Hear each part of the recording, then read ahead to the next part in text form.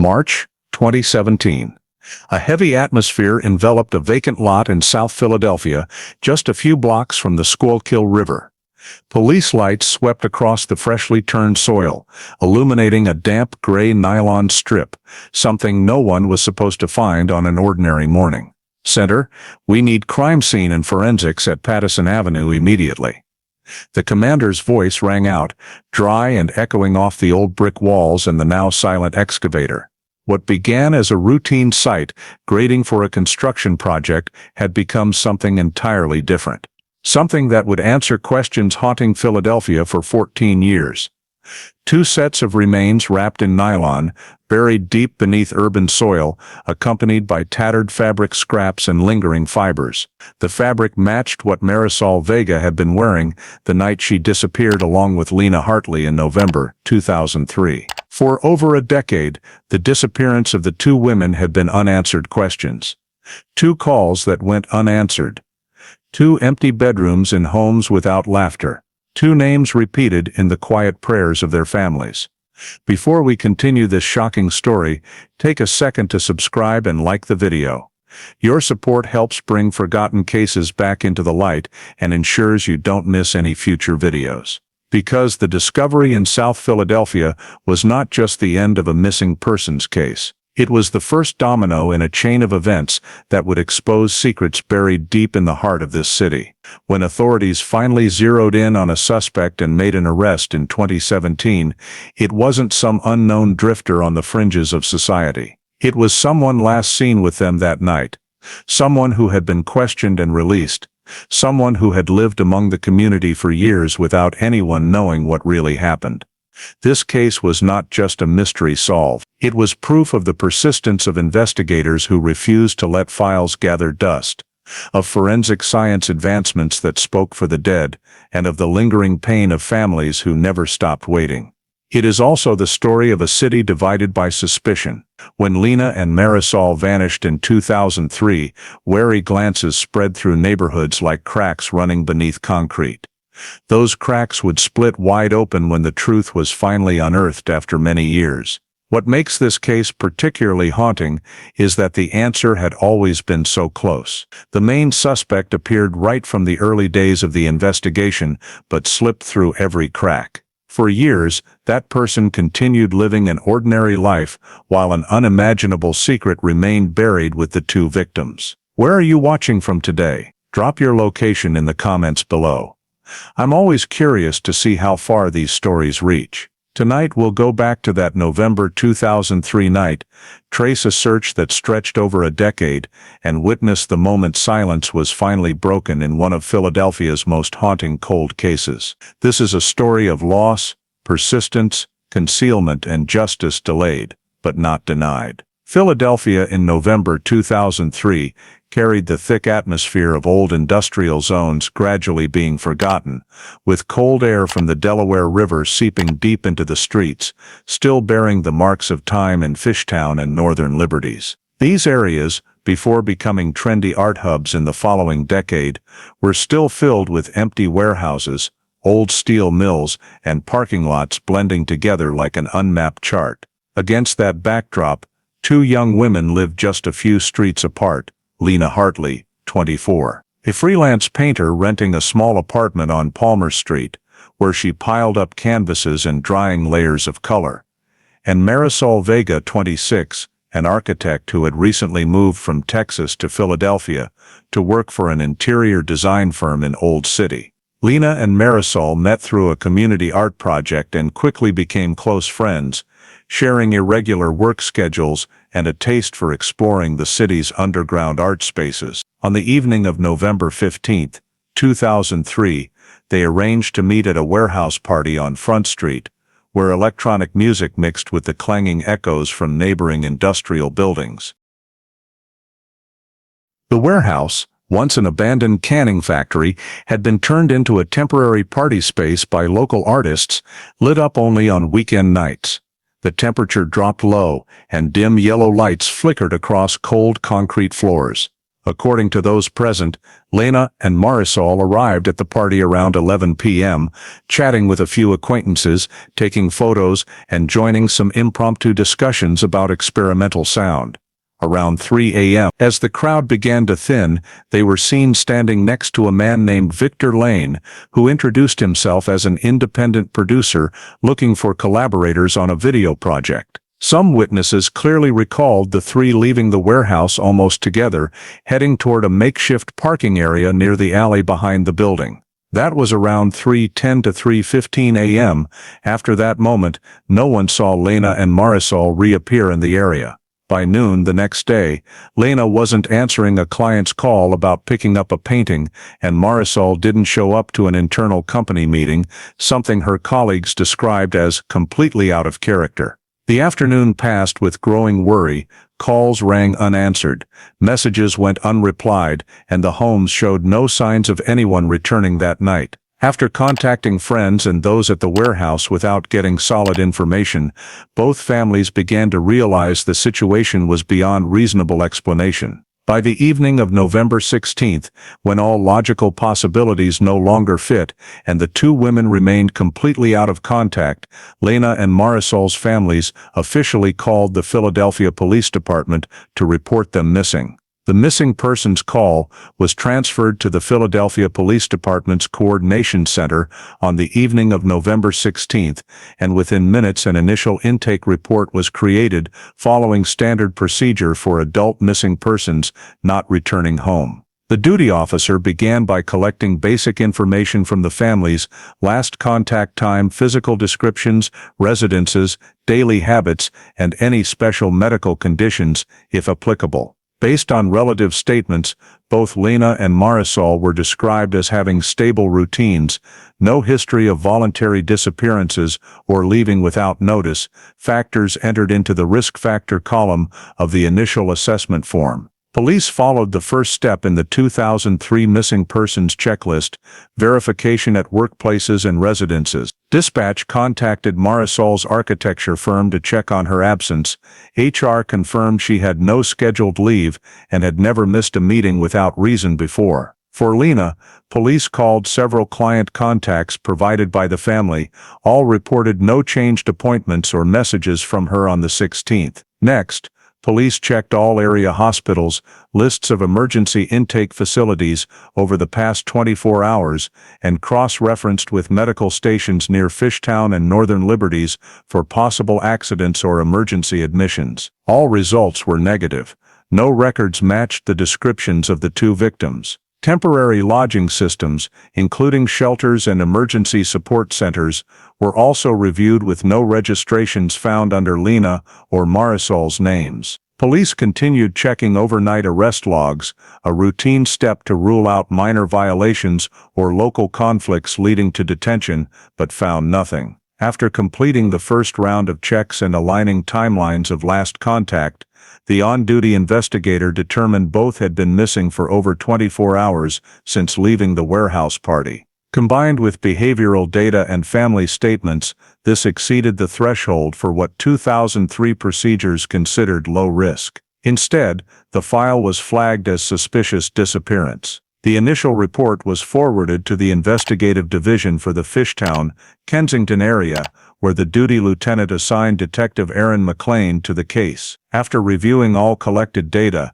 McLean began narrowing down related events by establishing key timelines, the last known location of the victims, lists of individuals present at the party, and environmental factors that could have influenced their movements afterward. Classifying the case as suspicious disappearance meant the investigation would no longer stop at administrative checks, but shift toward considering criminal possibilities if evidence suggested third-party involvement emerged during review.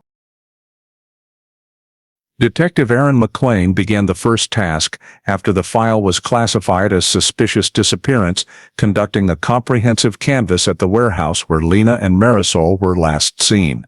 On the afternoon of November 17th, he returned to the industrial building on Front Street, along with two patrol officers from the Northern Liberties area, where the underground music event on the night of November 15th had drawn nearly 100 people. McLean clearly defined the canvas goals, confirmed the exact time the two victims left the area, verify the identity of the man with them, mentioned by family through accounts from party attendees, and establish their direction of travel after leaving the warehouse. First, the team approached the building manager responsible for renting the space to ad hoc event organizers. This person confirmed the party started around 10 p.m. and ran until nearly 4 a.m., allowing McLean to narrow the witness pool to those present during the victim's departure window. Since the warehouse had no functioning security cameras at the time, the canvas relied entirely on statements. McLean requested a personnel list, 2 sound technicians, 1 door checker, and a small group of volunteer security helpers. All were added to the re-interview list. Next, the team sought out attendees still lingering in the surrounding area to gather information about vehicles present on the night of November 15th. The first person approached was a DJ who performed that night.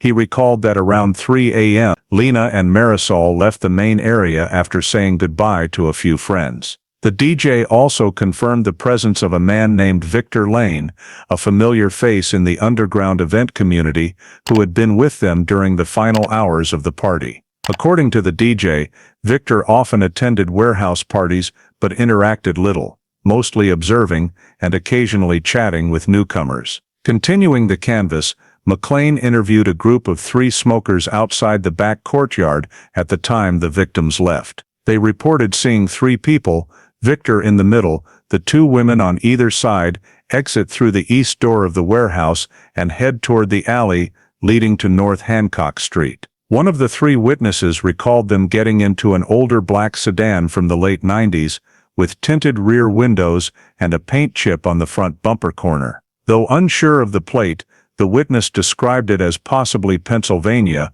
with characters starting with J or T. This detail was flagged as significant and entered under vehicle lead in the canvass report. The next figure added to the list was the door checker, who had a good vantage point for observing entries and exits. He confirmed no one else left with the group of 3 and that Victor Lane had arrived alone, without noticeable bags or items. Regarding direction of travel, this staff member recalled the black sedan heading south on Front Street after leaving, but he couldn't confirm a left or right turn at the next intersection. McLean expanded the canvass to neighboring warehouses since many partygoers parked scattered in unlit lots. A night security guard at a lot behind Columbus Avenue reported hearing a loud engine start around 3:10 a.m., matching the departure time frame, and noted the vehicle's speakers had heavy sound, suggesting an old or modified engine. Though he didn't see anyone enter, this witness confirmed the vehicle headed toward Girard Avenue.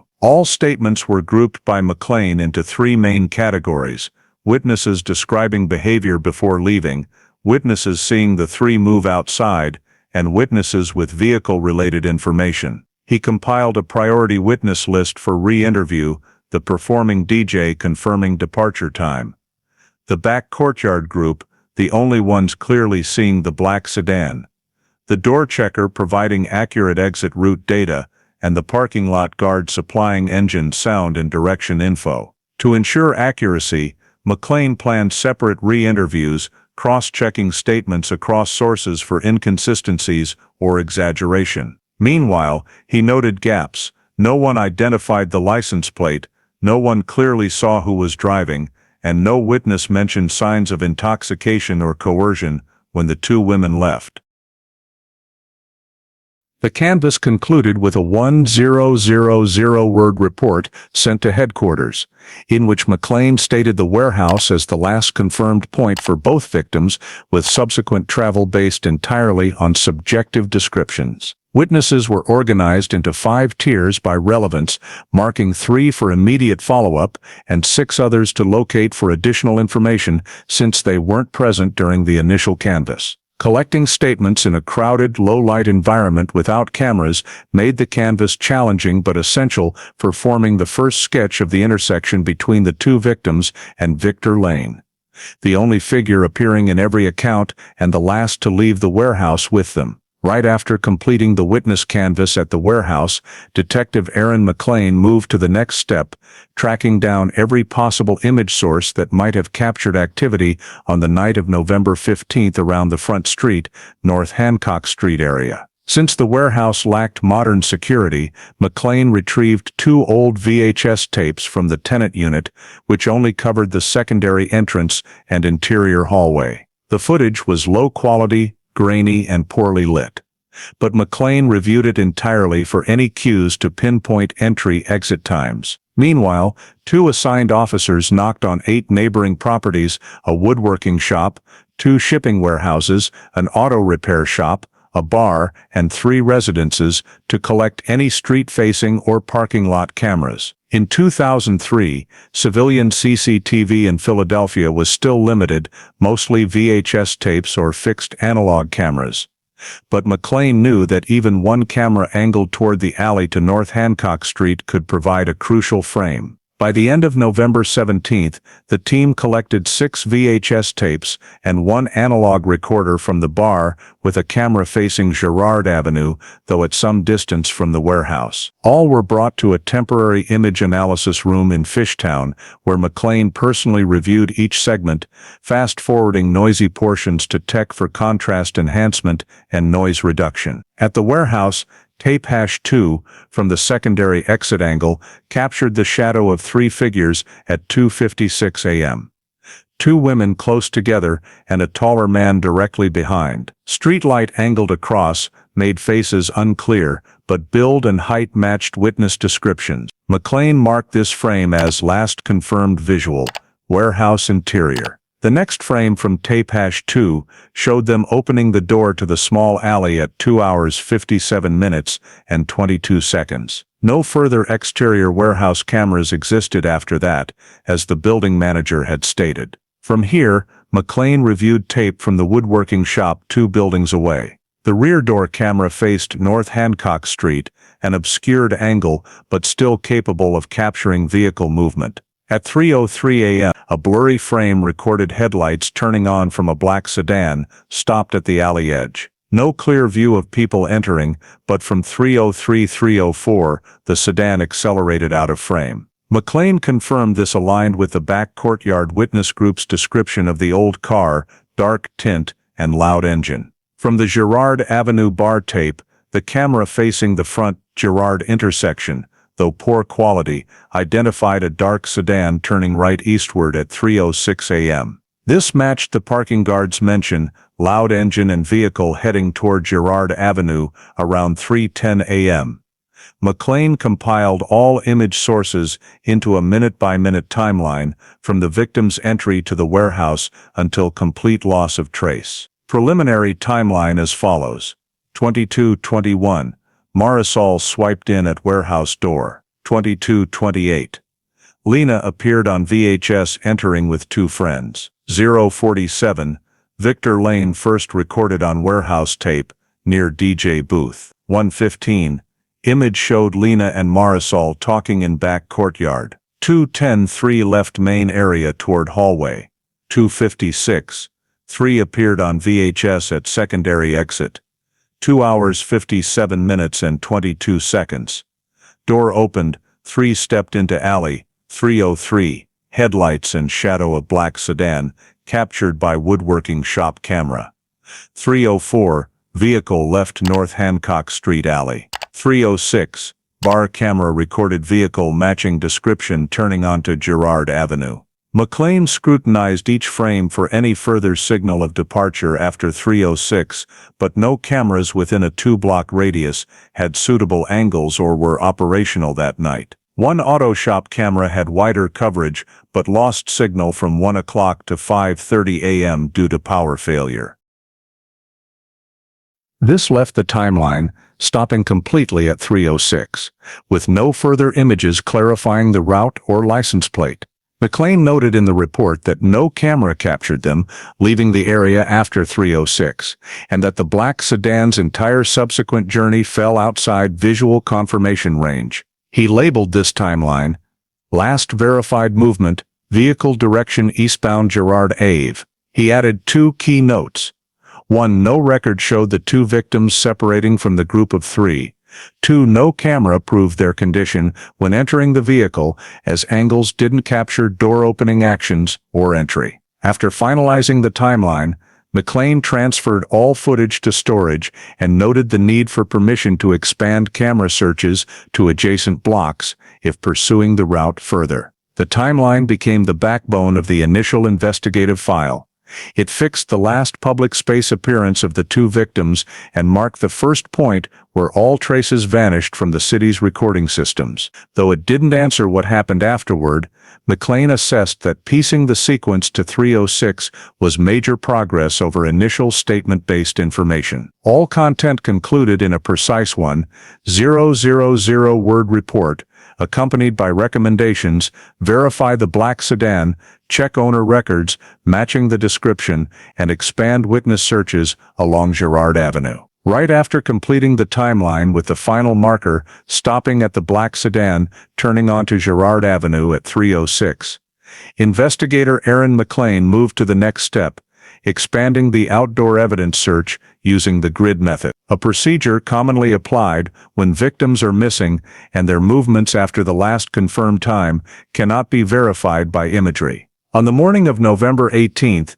McLean held a quick briefing with the search team from the Special Patrol Unit, establishing a perimeter around the warehouse from Front Street to North Hancock Street and extending south to the area along the Delaware River. The choice of this scope was based on three factors: witness statements about the vehicle's departure direction, camera data showing the sedan heading toward Girard Avenue, and the terrain's natural structure with numerous shortcuts leading from the warehouse to an extended temporary parking area near the river's edge. McLean deployed a map divided into a 30-per-centimeter grid pattern, prioritizing three zones: the side alleys behind the warehouse, unpaved road segments, or poorly lit areas where dropped objects could easily be overlooked, and the route connecting Girard Avenue to the riverbank where the terrain is complex and often used for unofficial parking. The search team consisted of 8 officers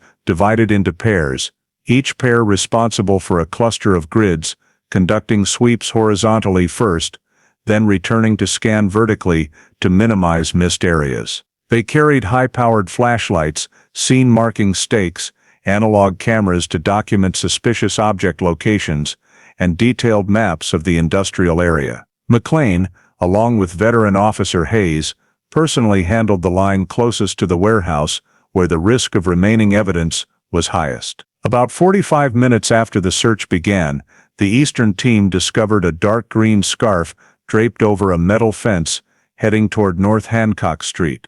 The team immediately marked the location, photographed it, and reported to the temporary command center. McLean inspected and determined it could be an item dropped during the incident, but could not yet confirm it belonged to the victim. Due to the lack of identifying features, the item was collected but classified as unverified relevance. The search continued into grids 9 and 10, the dirt road beside the woodworking shop where the camera had captured the sedan's headlights at 3:03. Here, Officer Grant's team found a small leather object against the brick wall, a detached keychain with a broken small strap. Although there were no clear signs indicating it belonged to one of the two victims, McLean ordered it collected, sealed, and tagged because its location lay directly on the plausible path from the warehouse alley to the point where the sedan appeared. Moving to the southern grids, where the terrain opened up but lighting was scarce, the team had to use emergency lights due to multiple broken street lamps. This was the final stretch leading to the side road frequently used by vehicles heading toward the river. Around 11 a.m., as Hayes's team reached the area near the abandoned parking lot by Shackamaxon Street, an officer discovered a beige-brown purse strap under a layer of decayed leaves. After clearing the leaves and debris covering it, the team found a small crossbody purse with thin leather straps and an old metal clasp on the front. McLean ordered an immediate cordon, designating a 2-meter radius around the object as a temporary crime scene and prohibiting anyone from entering until full scene and close-up photographs were taken. He noted the purse was positioned off the main path as if thrown or dropped with force. The purse was dirty but not torn, with one strap half broken. After completing photography, McLean, wearing latex gloves, performed an initial on-site examination of the purse following protocol to document the evidence condition before sealing. Inside were two items, a deep red-purple lipstick and an employee ID card belonging to Marisol Rivera, matching the description provided by the family. McLean recorded in his report, "First confirmed item linked to victim, high investigative value." This was the first time since the two women went missing that police had recovered definitive evidence belonging to one of them, and the discovery location lay directly on the movement path toward the river, consistent with the sedan's departure from Girard Avenue. He expanded the secured area to a 15-meter radius and directed the other teams to concentrate on the riverbank zone due to the high likelihood of additional scattered evidence along the same route. Officer Hayes noted that the broken strap suggested significant force, either yanked or caught on something hard, as the purse fell from the carrier's hand. There were no signs of knife or sharp object cuts, indicating the break resulted from strong pulling. This was key data potentially suggesting a struggle or panic during movement. The next phase saw the team fan out toward the Delaware River edge in three directions: the rock dump area, the narrow trail along the bank, and the reed grass zone near the abandoned power station. This area was typically deserted, with almost no lighting at night, making it highly plausible for dropped items to go unnoticed. By 1:20 p.m., the southeast team found some scattered trash and old clothing, but nothing relevant. McLean directed continued expansion to the old wooden bridge section. While searching the rock dump, Officer Grant discovered an elongated drag mark on the ground, like a small object being pulled, 18 meters from the purse location. The mark led into brush, but ended abruptly. McLean flagged it but could not conclude anything without accompanying evidence. However, he noted that the purse position and drag mark could lie on the same trajectory, reinforcing the possibility that the sedan or involved persons may have stopped in the area to discard or drop items. Marisol's purse was handed by McLean to the forensics unit for fingerprint analysis and fiber tracing. He requested priority processing because it was the first definitively identifying evidence. All collection actions were logged: GPS position, discovery time, participating search team, initial condition and sealed condition. In the final report, McLean emphasized that the purse discovery was a major breakthrough. It established that the two victims, or at least one, had left the warehouse area and moved along a route near the river. The purse was found more than 4 blocks from the warehouse, proving they were no longer in the confined area around Front Street. This evidence was designated high-priority evidence and immediately entered the chain of custody for in-depth analysis. The purse discovery prompted McLean to expand the search to a broader riverside area, as experience showed small dropped items often appeared along a trajectory line, reflecting the victim's final movement path. The grid search concluded on November 18 with the official finding evidence directly linked to the victim had been recovered, opening a new investigative direction distinct from initial hypotheses based solely on limited witness statements and camera footage. After Marisol's purse was collected and confirmed as the first direct evidence related to the disappearance, investigator Aaron McLean shifted focus to the human element, specifically the last person seen with the two victims, Victor Lane. All witness canvas statements from the warehouse consistently indicated that Victor arrived at the party around midnight, interacted with Lena and Marisol toward the end of the event, and left with them through the side door shortly before 3 a.m. His presence in every account led McLean to view him as a central witness requiring immediate summoning.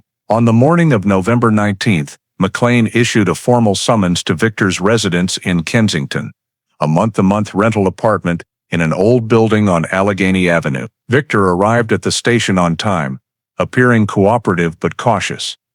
During the initial phase of the interview, McLean maintained a neutral demeanor, allowing Victor to present his full timeline in his own words to observe coherence and consistency. Victor stated he arrived at the warehouse around 11:30 p.m., stayed until nearly 3 a.m., met Lena and Marisol by chance at the party, but wasn't particularly close, and when asked about leaving, said the three merely walked out together, but he denied getting into a vehicle with them. According to him, after exiting through the side door, they paused a few minutes in the backyard.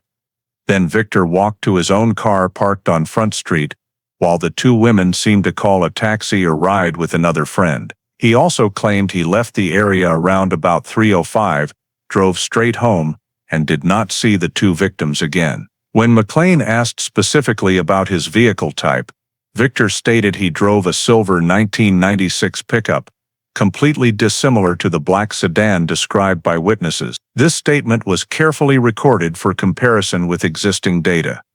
After Victor finished presenting his timeline, McLean shifted to the confrontation phase. He opened the file containing the established camera timeline from VHS analysis and nearby cameras. According to the woodworking shop camera, a black sedan appeared in the alley behind the warehouse at exactly 3:03 and departed 1 minute later. Precisely when Victor claimed he had not yet left the area, a three-person witness group in the backyard also stated they saw Victor with the two women, exiting the side door and getting into a dark-colored sedan. When McLean raised this detail, Victor's tone immediately changed. He said they might have gone with someone else I didn't notice, and that he separated from them right at the door. McLean recorded this as the first inconsistency. Victor's statement denied riding together, but both the camera timeline and canvas confirmed only one group of three left the warehouse at 2:57, with no separation or pause, as Victor described. McLean continued by asking why witnesses saw him standing right next to the two women as they headed toward the alley. Victor replied that everyone at the party was mixed up, and the witnesses might have mistaken someone. McLean noted the second inconsistency. Multiple independent witnesses described Victor's build in matching detail, ruling out collective misidentification. The third confrontation involved the route. The Girard Avenue camera timeline recorded the dark sedan turning east at 3:06. Around the same time Victor said he left the area. McLean re-questioned Victor's movements, minute by minute. Victor stuck to "I walked out to Front Street, got in my car and drove straight home," but provided no independent proof of his route home. No receipts, no neighborhood cameras, no one confirming his arrival time. McLean recorded this as the third inconsistency, as Victor's entire post-departure timeline remained unverifiable. The first interview ended after more than an hour. McLean signed the witness risk assessment form, based on one being the last confirmed person with the victims. 2 statements conflicting with camera timeline. 3 statements conflicting with independent witnesses. 4. Failure to provide verifiable proof of post-warehouse timeline. 5. No reasonable explanation for the victim's immediate loss of contact after leaving the event. Victor Lane was placed on the list as person of interest, priority 1. As Victor left the interview room, he remained outwardly calm, but McLean noted defensive speech patterns indicating Victor was attempting to construct a separate timeline to distance himself from the two women, heightening the investigative value of the discrepancies. The final report, exactly 900 words, was filed, concluding that Victor required close monitoring, that all data related to his vehicle needed checking, and that he had become the primary suspect in the disappearance of Lena and Marisol. Immediately after Victor Lane was designated a priority suspect, investigator Aaron McLean turned to analyzing the victims' phone data. Lena and Marisol, an important but limited aspect due to 2003 technology. At that time, mobile phones primarily used GSM or CDMA networks with location based solely on cell site location, identifying the nearest connected tower rather than detailed minute-by-minute GPS like today. On November 20th, McLean submitted formal requests to both victims' carriers for call logs, text messages, and cell site records from 22 o'clock to 6 o'clock on November 15th, 16. By the end of the day, a multi-page report arrived, unanswered calls, 3 unread texts, and notably, 14 pings from Lena's phone and 9 from Marisol's across different towers that night. First, McLean mapped the cell site distribution by marking each tower on a Philadelphia map, focusing from Fishtown toward the city center. The 2003 map showed 4 directly relevant towers, one at Girard Avenue and Front Street, one at Spring Garden Street, one near Kelly Drive, and one south near Walnut Street Bridge. The final pings from the 2 victims did not occur at the same tower, requiring separate analysis per device. For Lena's phone, records showed stable pings at the Front and Girard Tower from 2:45 to 3:02, consistent with leaving the warehouse. Then a single ping at 3:07 connected to the Spring Garden Street Tower, meaning the device had left the Front Street coverage area. This aligned with camera footage of the sedan turning onto Girard Avenue at 3:06. Based on distance and timing, McLean assessed Lena's phone was in a vehicle moving at average speed southwest. Marisol's phone showed more complexity from 2:50-3:05. It continuously pinged Front and Girard, but at 3:11 it switched to the Kelly Drive Tower, located near the Schuylkill River along Fairmount. McLean paid special attention. The 5-minute window between 3:06 and 3:11 indicated fairly rapid movement via Girard Avenue and 7th Street, Fairmount Avenue, Kelly Drive. Although exact position could not be pinpointed, the cell site shift revealed a clear direction from Fishtown toward Fairmount Waterworks. McLean created a complete diagram. Step 1. Both devices near warehouse until 3:02. Step 2. Lena's phone switched to Spring Garden at 3:07. Step 3. Marisol's phone switched to Kelly Drive at 3:11.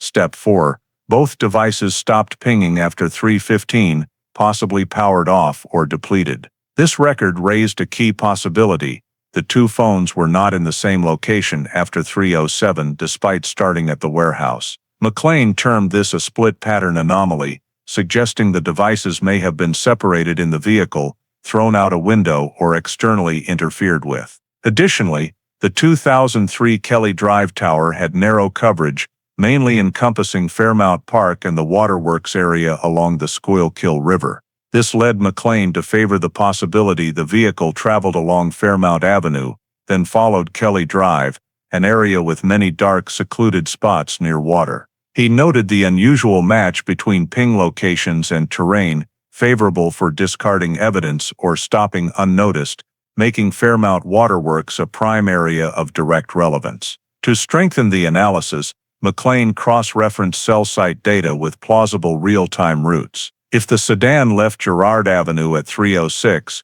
proceeded via 7th Street, turned onto Fairmount Avenue, crossed near the Philadelphia Museum of Art, and entered Kelly Drive, it could reach Kelly Drive coverage by exactly 3:11, matching Marisol's ping. Lena's 3:07 ping fell in an overlap zone between towers, preventing precise confirmation, but still showing departure from Fishtown. He flagged the 3:11 cell site as last active signal, high relevance zone.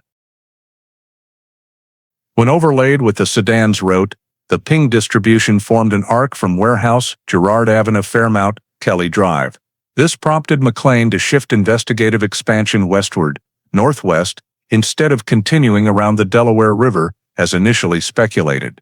In the 1,000-word phone signal analysis report, McLean concluded the highest probability area was the land strip around Fairmount Waterworks, including adjacent parkland, small roads leading to the water's edge, unlit trails, and areas near the bridge. The search team was placed on standby for potential official expansion to the Schuylkill Riverbank. From the phone data, McLean highlighted 2 critical points. 1. No evidence the victims left the vehicle voluntarily. 2. Simultaneous signal loss after 3:15 was highly likely due to third-party intervention. Marisol's final cell site, Kelly Drive, became the focal point for the next expanded search phase. Based on the last phone signal, determined to be near Fairmount Waterworks, and the fact that Victor Lane continued to be the last person seen with the 2 victims, investigator Aaron McLean decided to proceed to the next step, approaching Victor's apartment to verify inconsistencies in his statements and look for any unusual signs that could support the hypothesis that Victor was hiding something. Since there was not yet sufficient legal basis to obtain a full search warrant, McLean was forced to rely on the voluntary consent of the resident, a consent search with its scope strictly limited to what Victor permitted. On the morning of November 21st, McLean, along with Officer Hayes, arrived at Victor's apartment on Allegheny Avenue, an old row house building divided into monthly rental rooms.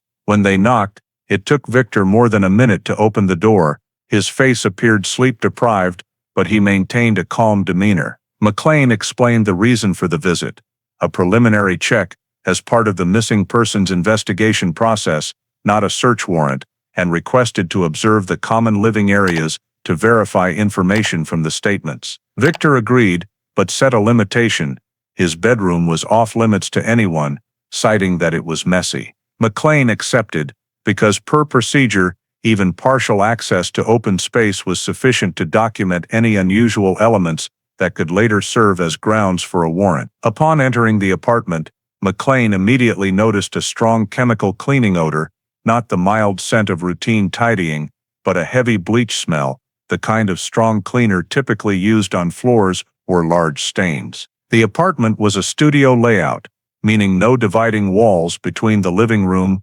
kitchen, and workspace, except for one door leading to the bedroom that Victor refused to open. The living room floor was covered with a new-looking gray carpet that did not match the otherwise outdated furnishings.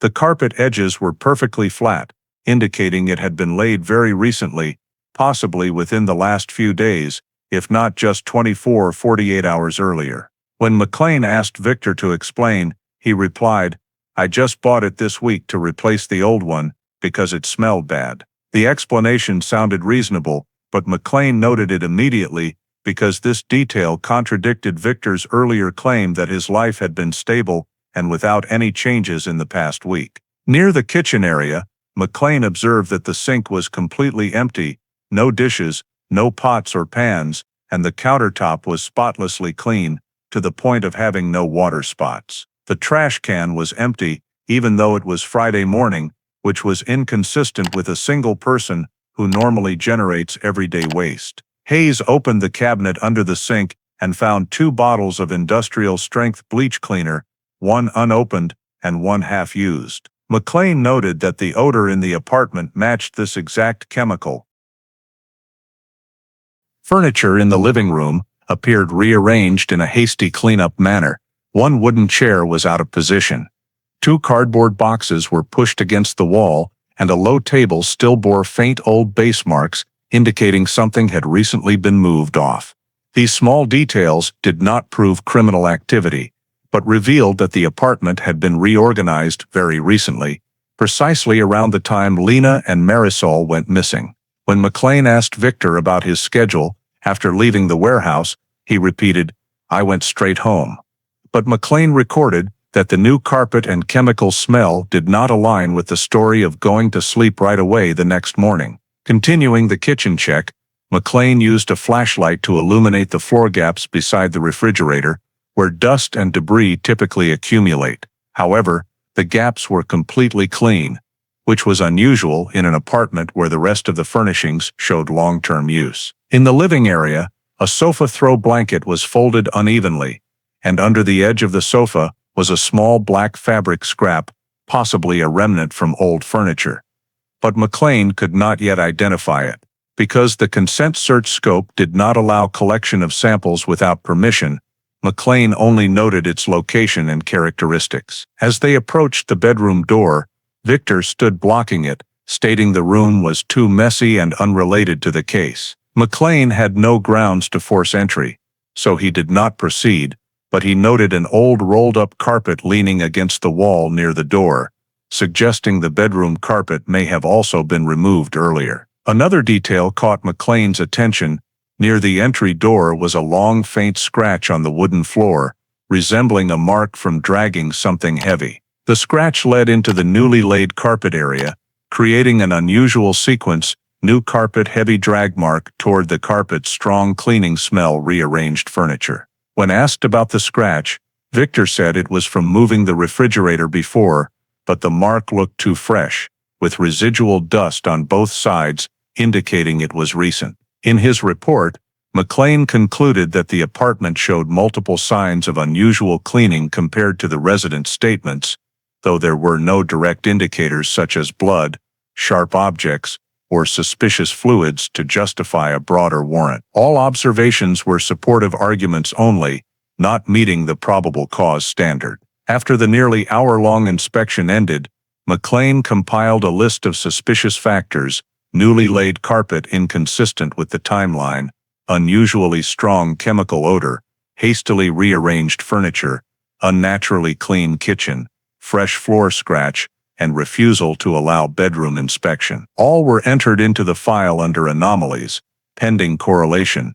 With no direct evidence, McLean could not obtain a full warrant and had to leave the apartment with only observational notes. Although this limited search did not provide definitive answers, it further reinforced the suspicion that Victor had altered his living space around the time the two victims disappeared, an element that kept him on the priority suspect list. The search of Victor Lane's apartment yielded no direct evidence, but left many questions about unusual cleaning behavior. While these observations were being compiled, investigator Aaron McLean faced a challenge typical of missing persons cases: an influx of noisy information from multiple sources, with accuracy very difficult to verify. In just 2 days after Marisol's purse was found, the PD hotline received nearly a dozen calls claiming to have seen one of the victims at various locations. The first came from a woman near Port Richmond who was certain she saw Lena at a bus stop early in the morning. When McLean sent 2 officers to follow up,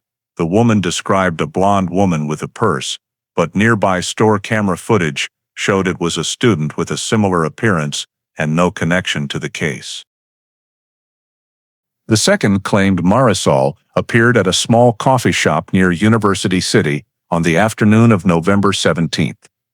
The owner admitted a matching customer, but said it was busy with no camera covering the seating area. When officers located the described customer, she confirmed she had never been to Fishtown and knew nothing about the disappearance.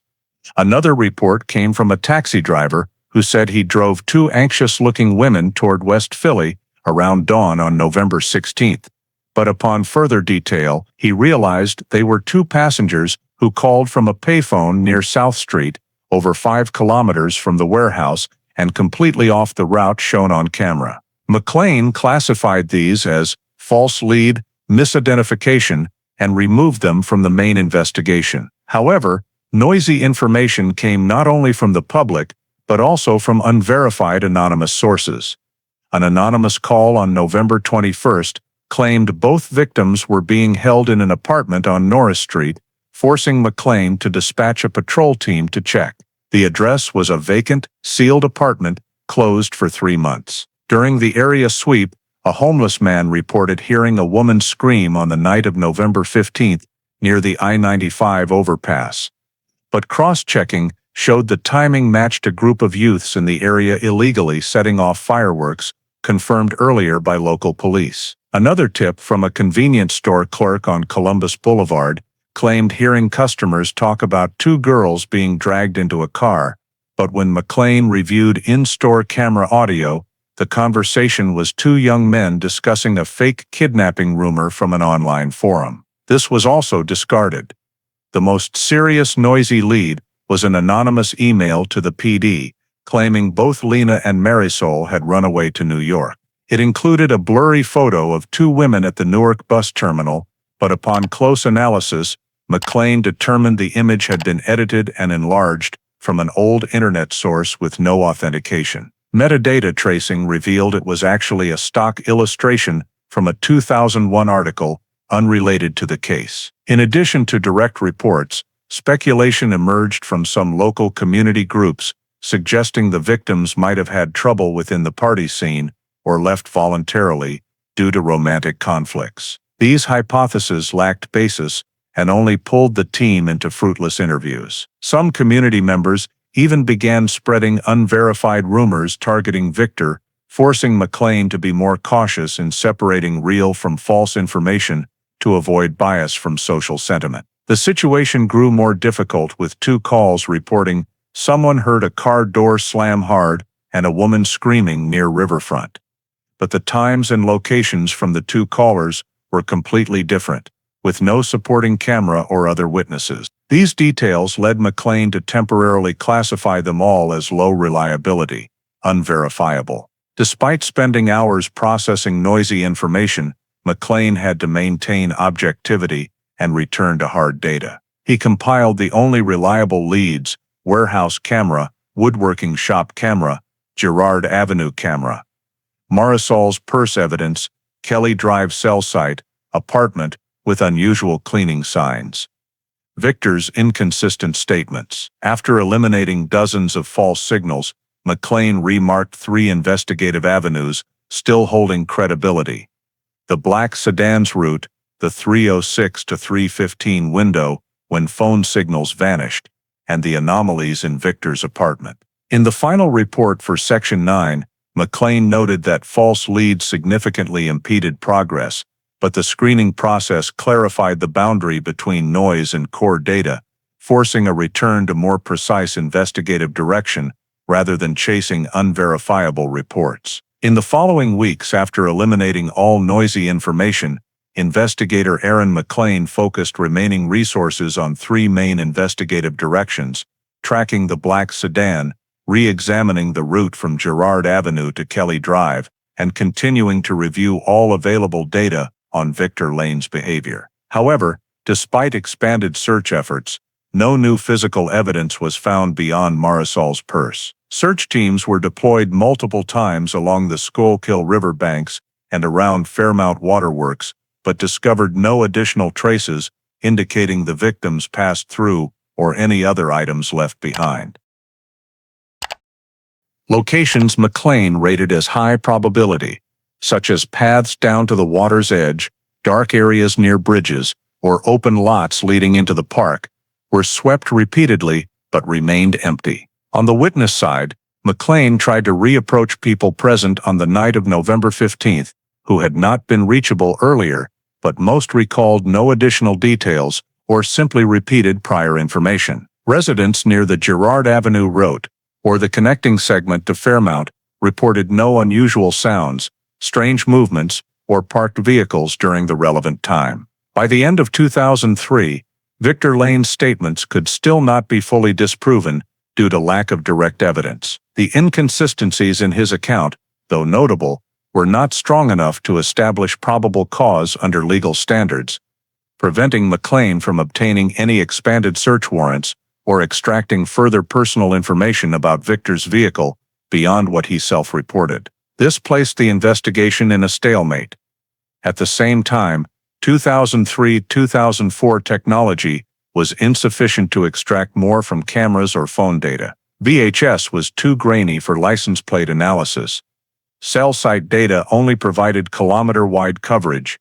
Technical logs could not pinpoint the black sedan's location after 306. Efforts to locate the sedan yielded no results due to the vague description: black, older model, tinted windows. In Philadelphia, hundreds of vehicles matched, and no traffic cameras captured plates during the relevant window. On the family side, initial active cooperation gradually gave way to fatigue and despair as time passed without progress. From early 2004 to 2005, McLean continued periodic file reviews, but all supplemental steps, such as checking lists of abandoned vehicles, asking repair shops near Fairmount, reviewing hotel registrations along the route, produced no connections. The highways, city streets, and nighttime traffic network in Philadelphia were too vast and complex to track an unidentified vehicle. By 2006, after 3 consecutive years with no new witnesses,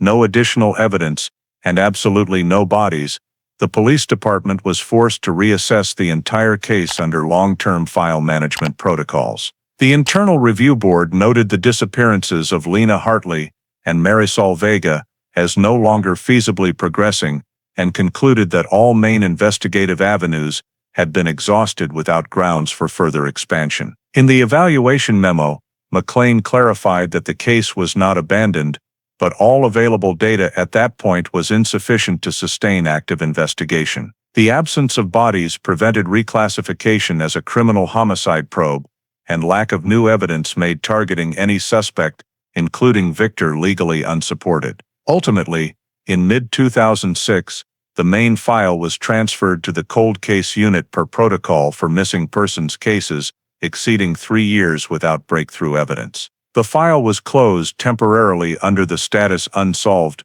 missing persons, all evidence sealed and stored in department archives, and the summary report ended with a brief conclusion.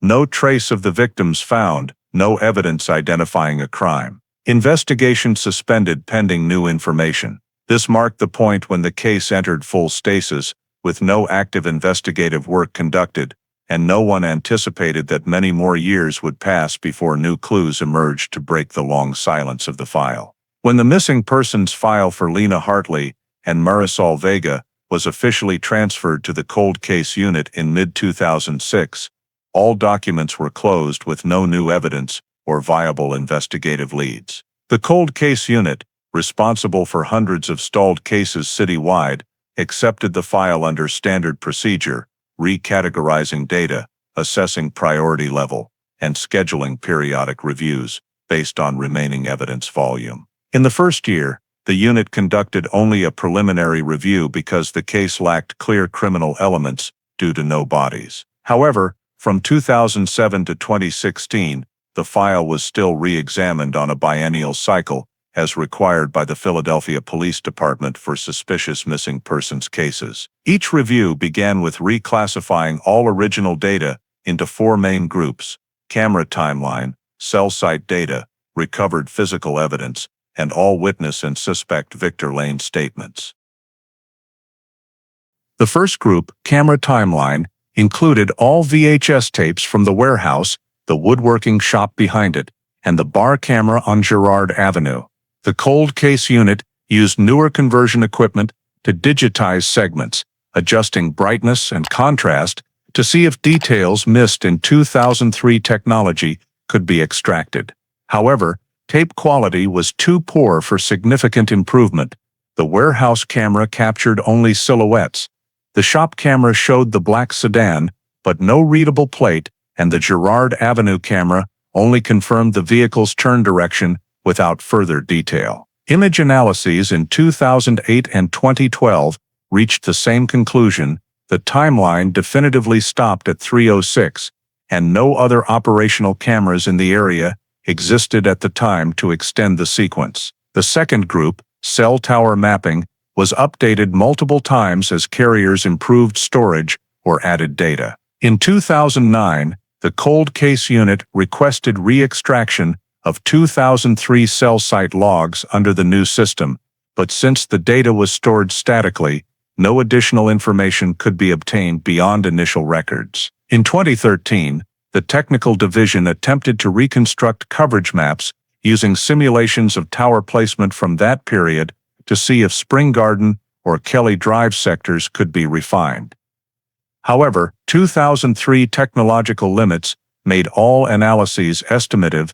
Lena's final signal at Spring Garden at 307 and Marisol's at Kelly Drive at 311 indeed reflected movement out of Fishtown, but provided no specific location, nor could it determine whether the victims were in a vehicle, left roadside, or simply moving within a broad signal area.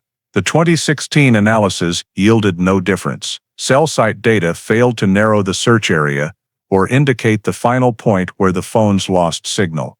The third group, off-site physical evidence, was examined more closely, particularly Marisol's purse. Stored under standard preservation conditions, it was re-inspected in 2008, 2012, and 2015, using newer trace analysis methods. However, no clear fingerprints or DNA were recovered from the purse in 2003, and enhanced later testing found nothing additional. The scarf and keychain recovered during the initial search remained in the unrelated undetermined category, with reanalysis over the years changing nothing. No evidence directly linked to specific criminal conduct, nor were blood traces, drag marks, or torn fabric suggesting assault found. Thus, despite proper preservation, the evidence group produced no breakthroughs over 10 years of review. The fourth group, witness and suspect statements, was also re-evaluated each cycle. The cold case unit reviewed all statements from warehouse attendees, witnesses along Girard Avenue, and Victor Lane's 2003 interview. The 2007 assessment concluded Victor had notable inconsistencies, particularly denying being with the two victims, despite camera and witness confirmation to the contrary. However, without criminal evidence, the inconsistencies alone could not stand alone to open a criminal investigation. Another hypothesis considered by the unit was voluntary departure from the city or accident, but the complete absence of financial activity, border crossings, medical or social service records over many years eliminated this possibility. From 2010 to 2016, veteran cold case investigators continued comparing the Hartley-Vega file to similar contemporaneous disappearances to check for patterns. They reviewed cases involving leaving a late-night party, travel in an unknown vehicle, or vanishing after leaving an industrial area, but none matched fully in behavior or context. Some shared the last seen near river element, but no overlaps in suspects or evidence existed. One clear fact: if Lena and Marisol's disappearance resulted from crime, the perpetrator left very few traces, or critical traces were completely erased before police reached the scene. By the 2016 review, the fifth since entering cold case, the final report concluded the disappearance lacked grounds for restarting investigation. No bodies meant no forensic evidence to establish cause of death, and no starting point for homicide inquiry. No new evidence meant no way to connect any suspect to criminal conduct. No new witnesses meant no data to extend the timeline or verify movement after 3:06. The cold case unit classified the case as highly suspicious but unproven crime involvement, indicating anomalies and possible criminality, but no legal conclusion possible. After 10 years of reviews, the entire file was reorganized, renumbered, evidence resealed, and placed in long-term storage. The Lena Hartley, Marisol Vega case entered its 13th year in silence, with no progress, locked among hundreds of other unsolved Philadelphia files, awaiting new information to break the prolonged deadlock. In early March 2017, while the missing persons files of Lena Hartley and Marisol Vega had lain dormant in the cold case storage for over a decade, an unexpected event in South Philadelphia suddenly brought this long-forgotten case back into the investigative spotlight. A construction company hired to level a vacant lot on Pattison Avenue, near the city's sports complex, began digging foundations for a new parking lot project, around 10 a.m. on March 12. As one of the workers lowered the excavator bucket about 1.5 meters into the soil, he felt the bucket hit something soft but structured, unlike rotted wood or household trash. When the excavator lifted, the falling soil revealed a segment of dull gray nylon, tightly clinging to something shaped like a human leg.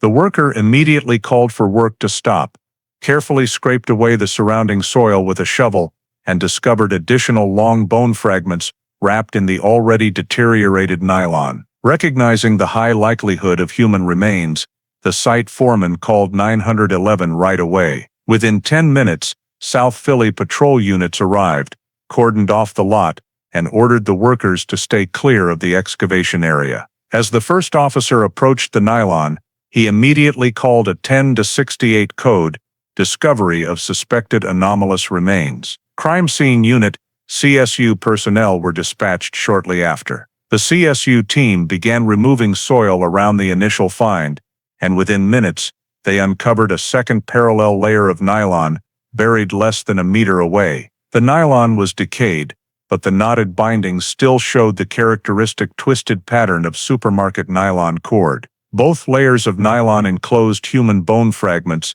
and based on bone length, CSU determined a high probability of two separate sets of remains. While expanding the manual excavation, investigators found a series of associated items: a black fabric fragment resembling an old jacket, a rusted metal zipper pull, 3 dark blue synthetic fibers, a deteriorated leather strap fragment from a bag, and a partially decomposed shoe insole. All evidence was collected per standard protocol, photographed, GPS coordinates recorded, each item sealed individually in bags, and placed in coated evidence containers. Once CSU confirmed these were definitely human remains, the area commander notified Philadelphia Police Department headquarters. Less than an hour later, the information was forwarded to the cold case unit due to potential links to unsolved missing persons cases from the past. Veteran investigator Patrick Leland, who had taken over cold case files in 2016, reviewed the initial report and immediately spotted striking similarities. The discovery location was in an area where trash trucks had dumped fill dirt for years. The binding nylon matched types noted in several Philadelphia body concealment cases from the early 2000s, and the black fabric could align with the jacket description worn by one of the women on the night of November 15, 2003. Leland promptly reopened the Lena Marisol file and compared the 2017 evidence to the 2003 records. The black fabric fragment from the scene photos matched the polyester synthetic fiber material described in the initial report of Marisol's clothing when she left the warehouse. The rusted zipper pull was consistent in size with those used on winter jackets of that era. Most critically, the burial method, 2 layers of nylon secured with a double twist knot, was a rare feature unlikely unless the person burying had deliberate intent to conceal bodies. Recognizing the sufficient level of similarity, Leland requested the cold case coordinator to immediately activate the reactivation request procedure for potentially related cases. Within less than 3 hours, the cold case unit dispatched 3 investigators along with a forensic specialist to the South Philadelphia site for direct handover. They expanded the cordoned area to a 40-meter radius, ordered the construction team to halt all activity completely, and began hand-sifting every soil layer around the burial site. A forensic expert used preliminary testing equipment to check for any remaining biological material on the nylon, while another officer documented bone degradation characteristics to estimate time since death. Police also interviewed the construction crew whether any trucks had dumped fill in the area in recent years, whether the site had previously served as a temporary dump, and how many times the area had been dug up over the past 2 decades. 3 older workers stated the lot had been leveled around 2008, but not excavated to the depth where the remains were found. This allowed the cold case unit to determine the bodies had likely been buried at the site long ago, possibly around the time the victims went missing. In his quick report, Leland wrote clearly, "High probability of connection to missing persons 2003. By late afternoon when excavation concluded, CSU reached a unified conclusion: 2 sets of human remains in advanced long-term decomposition, wrapped in nylon along with accompanying evidence such as fabric, synthetic fibers, and metal components, inconsistent with household trash. These factors required handling at a higher level." The cold case unit officially took over the scene, assigned a new case number, and directly linked the South Philadelphia discovery to the 2003 missing persons files of Lena Hartley and Marisol Vega. Although positive identification of the remains was not yet possible at that point, the similarities in wrapping method, materials, and burial context were sufficient for the cold case unit to reactivate the investigation closed since 2006. An internal notice was issued department-wide. The Lena Marisol file was reopened after 14 years. From the moment the first bone fragments emerged from the old soil, the case officially left its dormant state. Immediately afterward, all remains and evidence were sealed and transferred directly to the Philadelphia Police Department's forensic lab, where they would be analyzed using modern techniques unavailable in 2003 at the highest priority level. Because all initial indicators suggested this was not a random find, but potentially the final answer to the disappearance of Lena Hartley and Marisol Vega. Within 24 hours of receipt, the forensic team began the first step, DNA identification. Each set of remains was separated into distinct portions, bone samples taken from the femur region, the area most likely to yield viable DNA from long-buried remains. Samples were cleaned, using specialized enzyme protocols to remove soil, adhered nylon fibers, and environmental bacteria. Technicians employed STR methodology, vastly improved since 2003, to extract and amplify genetic material. Concurrently, the cold case unit contacted the families of Lena and Marisol for reference DNA. Marisol's father provided a saliva sample, while Lena's sister submitted a blood sample after receiving official notification from the department. 7 days later, the lab confirmed the results. DNA from the first set of remains matched 99.999%. With Marisol Vega's family sample, the second set matched 99.998% with Lena Hartley's family sample. After more than 14 years missing, the identities of the two women were finally confirmed. With identification complete, the forensic team moved to detailed bone analysis to determine cause of death, or at least identify trauma that could provide clues. The skeletons were laid out on examination tables, each section inspected under high-powered microscopy. On Lena's mandible, examiners found a linear skull fracture running from the zygomatic bone to the temporal bone, indicating significant force applied to the anterior face prior to death. The bone surface showed arc-shaped scoring with sharp edges, suggesting the injury occurred while soft tissue was still intact, that is, before decomposition. For Marisol's remains, 2 right ribs were fractured, with fracture patterns indicating external force rather than post-mortem breakdown. A humerus fragment displayed abnormal bending, consistent with twisting or pulling force while alive. Additionally, both victims' occipital regions showed minor cracking, not severe enough to cause death directly, but consistent with impact from being pushed, dragged, or thrown onto a hard surface. Taken together, these injuries clearly indicated both victims suffered violent blunt force trauma before death, trauma inconsistent with natural accident or self-infliction. Next, the forensic team analyzed the body wrapping nylon, a key element because the nylon was the first evidence of intentional concealment. The 2 recovered nylon layers were placed under specialized lighting on the materials analysis table to examine fiber structure, degradation, and foreign traces. Technicians sampled fibers from multiple locations, package corners, knots, bone contact areas, and heavily soiled regions. Results showed the nylon had an LDPE polymer structure common in industrial sheeting from the early 2000s. The lab compared the 2017 nylon to samples from similar cases, but more importantly, to fibers archived from Marisol's handbag recovered in 2003, which had several unidentified synthetic fibers attached to the strap. Laser spectroscopy analysis revealed that the 3 dark blue fibers found on the nylon layer closely matched those from the 2003 handbag, same synthetic polyester type, same cobalt blue dye, and similar end abrasion patterns. Although not conclusive proof of identical origin,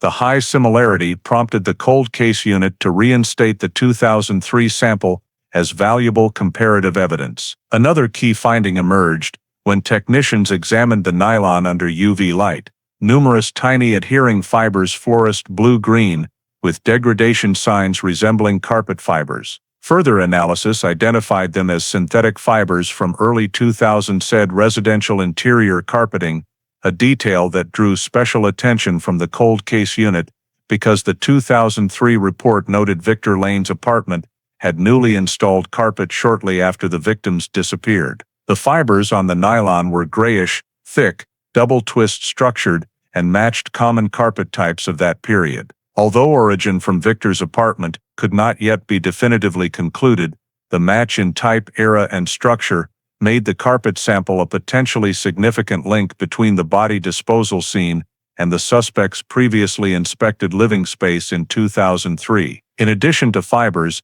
the forensic team focused on the black fabric fragment recovered with the remains. Under microscopy, it showed a twill-weave polyester microfiber material consistent with inexpensive winter jackets common in 2003. When cross-referenced with family-provided victim clothing descriptions, the report noted Marisol wore a black jacket on the night she vanished. The fiber degradation and edge separation indicated tearing from pulling force, not natural breakdown. Based on individual trace characteristics, the forensic team preliminarily reconstructed the body's condition prior to burial. Cracks, fractures, and injuries showed both victims endured mechanical violence before death. No evidence of post-mortem collapse-related fractures existed, meaning the trauma occurred while soft tissue was present. To estimate time of death, the forensic team used bone mineralization analysis, residual soft tissue degradation, and comparison with Philadelphia 2003 climate records to model natural decomposition rates. Results indicated both skeletons showed decay consistent with death and burial in the same timeframe in 2003. Combining trauma evidence and decomposition level, the forensic team concluded time of death for both likely occurred within 12-24 hours after disappearance, that is, from the evening of November 15 to the afternoon of November 16, 2003. This entirely ruled out theories that the victims might have left voluntarily or met with an accident after departing the warehouse. The forensic conclusions were compiled into a report over 20 pages long, emphasizing 3 pivotal points. 1. The 2 sets of remains were positively identified via DNA as Lena Hartley and Marisol Vega. 2. Skeletal trauma indicated violent behavior prior to death, not accident. 3. The nylon fibers and fabric recovered showed multiple similarities to 2003 evidence, suggesting a direct connection between the deaths and the circumstances of disappearance. This report was immediately returned to the cold case unit, marking the first true scientific breakthrough to break the over 10-year impasse and opening the door to pursue tighter leads on what happened to the 2 women the night they vanished. Immediately after the forensic report confirmed the remains as Lena Hartley and Marisol Vega, highlighted pre-death trauma, and noted the striking similarity between fibers on the nylon and common early 2000s carpet materials, the cold case unit shifted to the next investigative phase, obtaining a comprehensive search warrant for Victor Lane's former apartment in Kensington, premises only partially inspected in 2003 due to insufficient legal grounds at the time. This time, the existence of bodies, evidence of violence,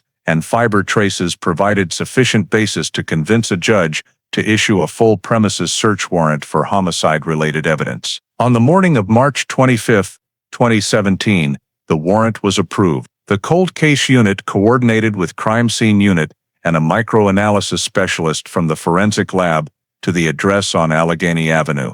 The apartment still existed, though Victor had left over 10 years earlier, and it was now month-to-month rented. The current tenant was required to vacate during the search, but was not considered a subject. CSU began with full scene photography of each area, then scanned surfaces using blue ALS, alternate light source, a technique unavailable during the 2003 inspection, to detect cleaned areas, dried fluid droplets, and overlaps with nylon evidence. When ALS scanned the living room floor, a series of uneven fluorescent marks appeared, traces of cleaning solution that had soaked through the carpet into the subfloor, creating optical differences from untouched areas. This aligned with 2003 observations when McLean noted a strong chemical smell and newly laid carpet. CSU cut a small section of the current carpet, then used a specialized blade to peel back underlying old carpet remnants,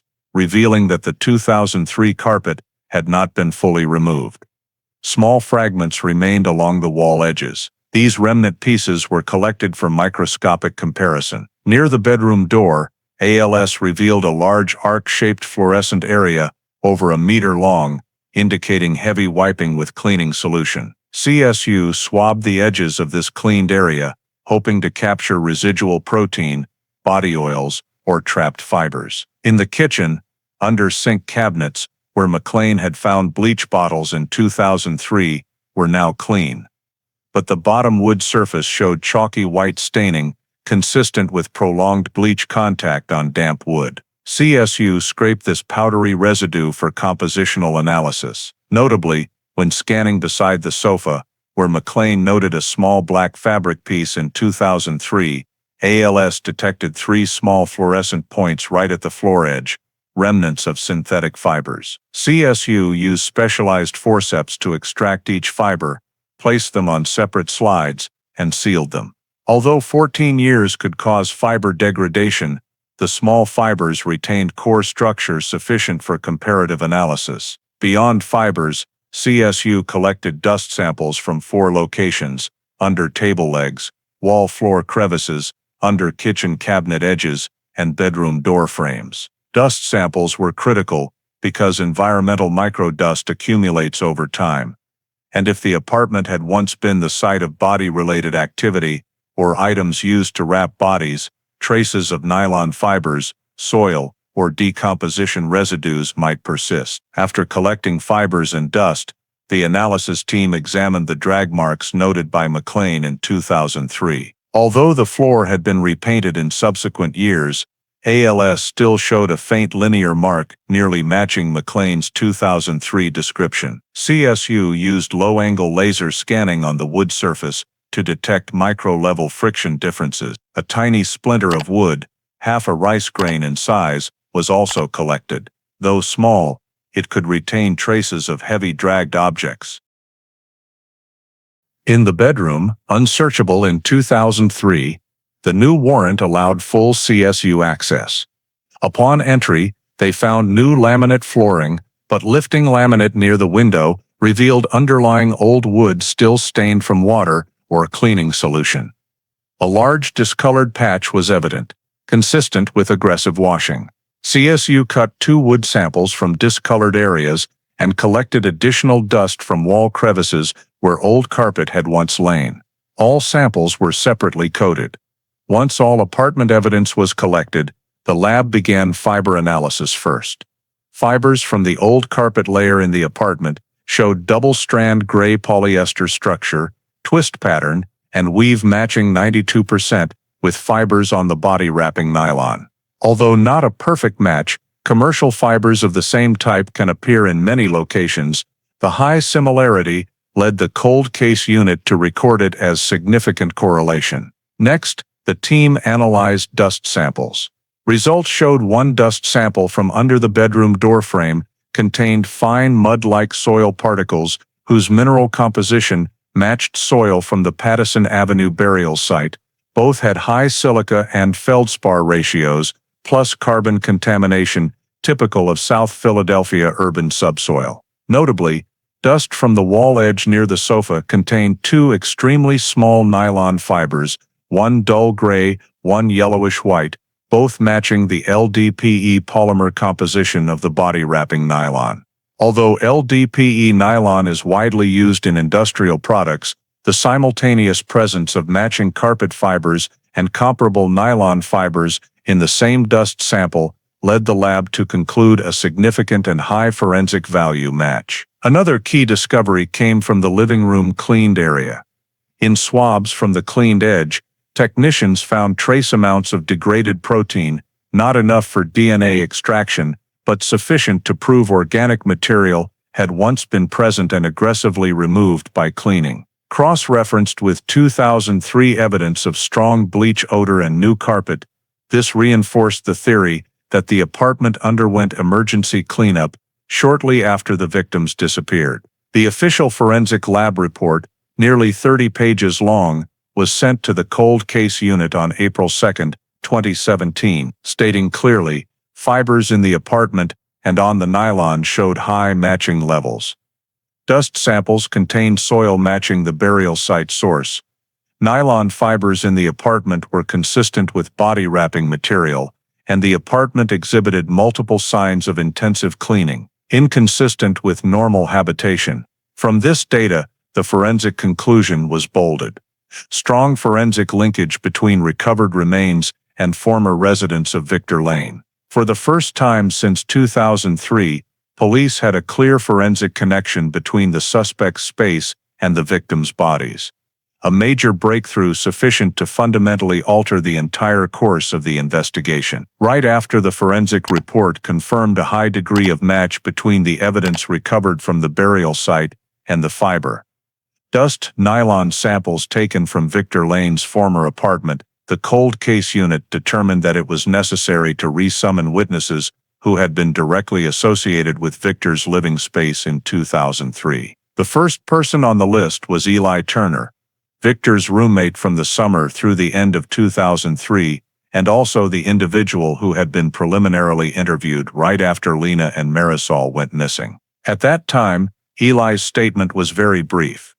He said that Victor came home late, went to bed early, nothing unusual, and didn't clearly remember the details of November 15th. Because there was no specific evidence, Eli's statement was filed without being considered suspicious. But now, with a series of new forensic matches linking Victor's apartment to the bodies of the two victims, the cold case unit concluded that Eli's 2003 statement needed to be re-examined in an entirely different context.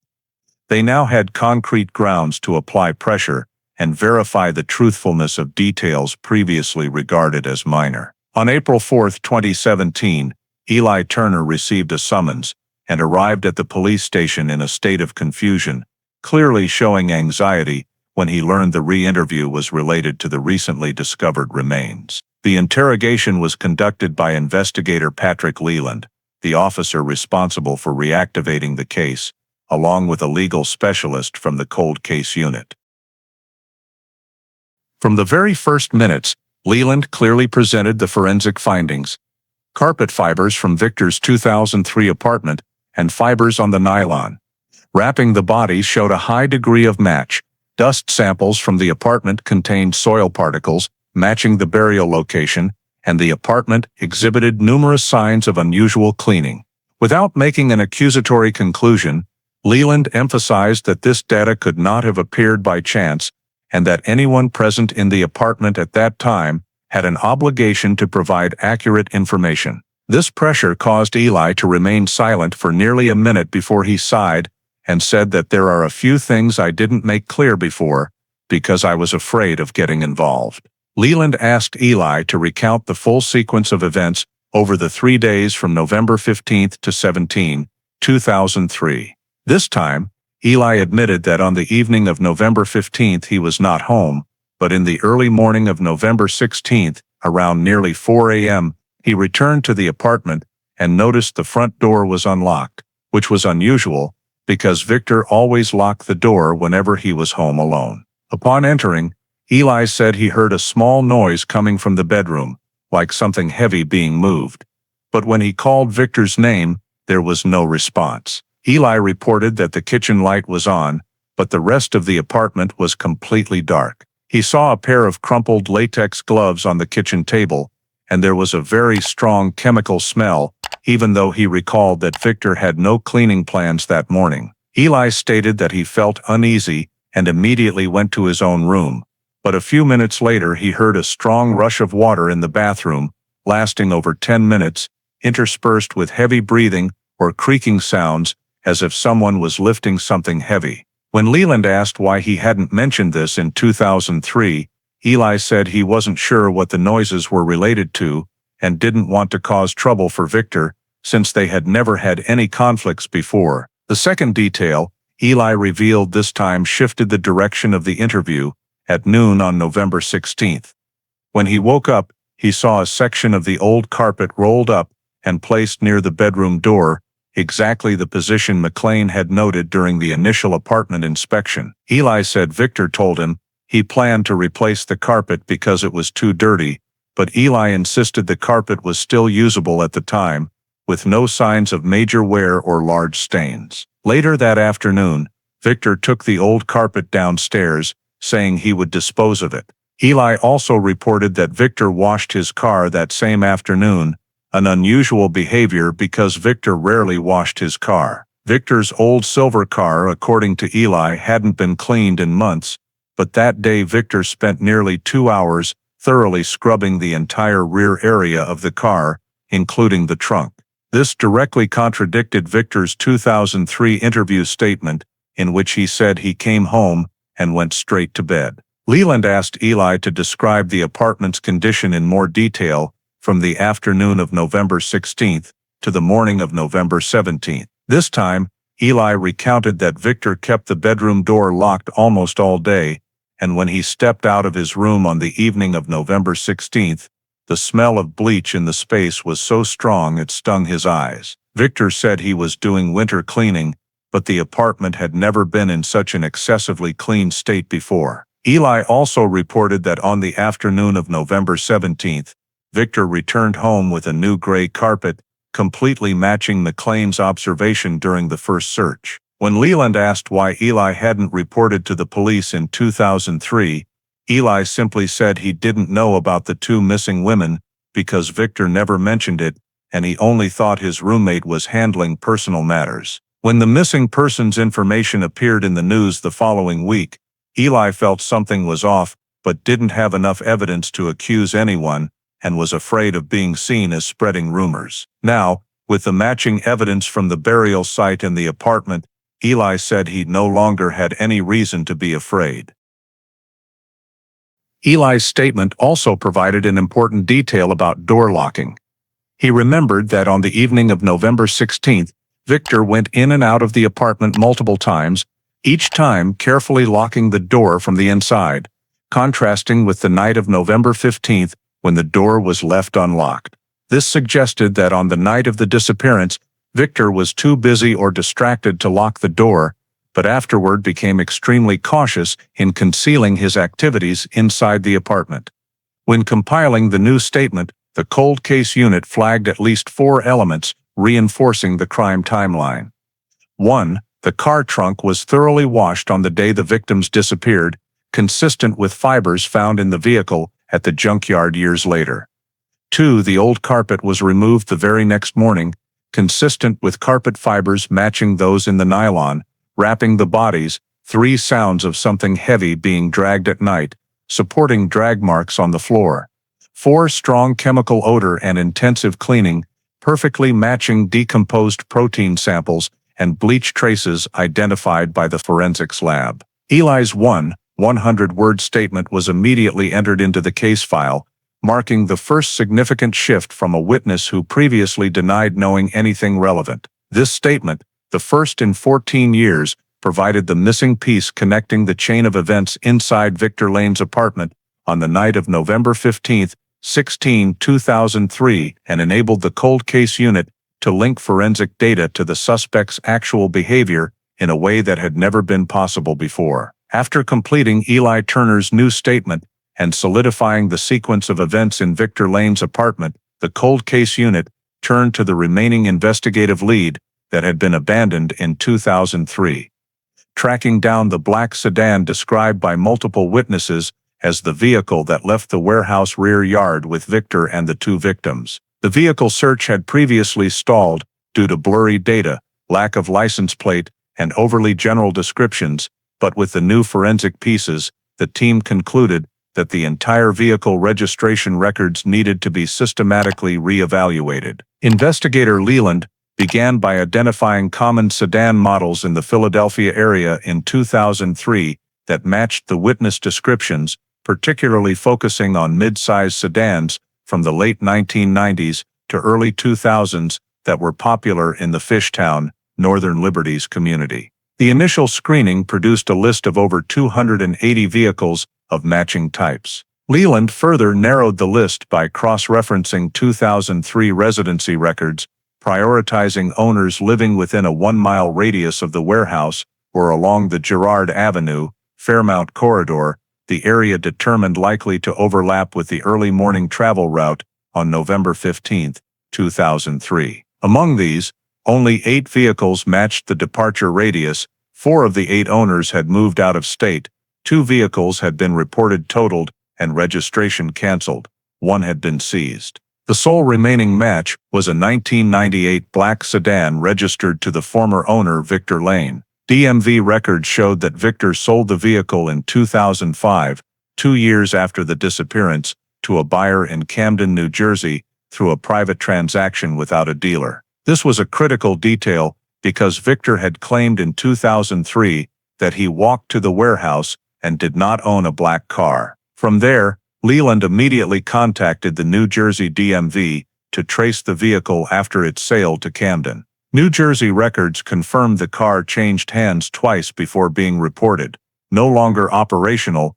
and placed on the salvage list in 2010. The final owner stated that the car had transmission failure and was taken to Riverfront Salvage Yard in Camden. On June 12, 2017, the cold case unit coordinated with Camden police to search the salvage yard for remnants of the sedan. Although many parts had been removed or crushed, the yard still retained unprocessed vehicle frames stacked by serial number. After nearly 2 hours of searching, they located the remaining frame of the sedan, including the trunk, rear floor section, and a rotted rear seat portion. Although the vehicle was no longer intact, Leland requested collection of every area still retaining original structure, especially the trunk lining, seams, and spare tire well, areas that typically retain fiber evidence the longest. The mobile forensics team vacuumed fiber samples, collected dust, synthetic fiber samples, and extracted small debris from metal surfaces. Under handheld magnification at the scene, a technician observed pale pink polyester fibers matching the described color of one victim's sweater on the night of the disappearance. However, for precise identification, all samples had to be transported to the Philadelphia lab for FTIR analysis and microfiber comparison. In the forensic report received on June 20, 2017, results showed a high degree of match between fibers recovered from the car trunk and fibers from clothing fragments found in the nylon wrapping Lena Hartley's body. The fiber samples exhibited absolute similarity in weave structure, reflectivity, and fragmentation characteristics, a relatively rare fiber type in clothing manufactured in 2003. This allowed the conclusion that the body or clothing of at least one victim had come into direct contact with the trunk space of the sedan. Beyond fibers, the forensics team also found in the trunk floor seams a soil particle mixed with organic matter whose mineral composition matched the soil sample from the body discovery site in South Philadelphia, reinforcing the likelihood that Victor had transported the bodies using this very vehicle before disposal. This vehicle verification breakthrough shattered a blind spot persisting since 2003. It not only proved Victor owned the black sedan he had denied, but also established that the car was the means of transporting the victims' bodies. From this point, the vehicle was no longer a possibility, but became direct forensic evidence, tying Victor Lane to the chain of events on the night of November 15, 2003. With matching evidence between the car trunk, victim clothing, and burial site soil, the cold case unit officially elevated Victor's status from person of interest to suspect under 2017 standards, laying the foundation for the next steps in legal intervention. After the fiber analysis from the abandoned sedan trunk at the Camden salvage yard matched fibers on the victim's clothing, the cold case unit moved to the critical phase, locating and apprehending Victor Lane. This required precisely determining his current residence, assessing his level of dangerousness, travel habits, and flight risk. The investigation began by accessing Victor's residency records, bank accounts, tax history, and employment data from 2005 onward. Since he had left Philadelphia after selling the sedan, records were scattered across Pennsylvania, New Jersey, and Delaware, requiring coordination with federal agencies to review each checkpoint. Results showed Victor had an unstable residency pattern, changing addresses at least 8 times in 12 years, mostly in low-cost areas or short-term rentals. A 2016 tax filing recorded Victor working as a freelance sound technician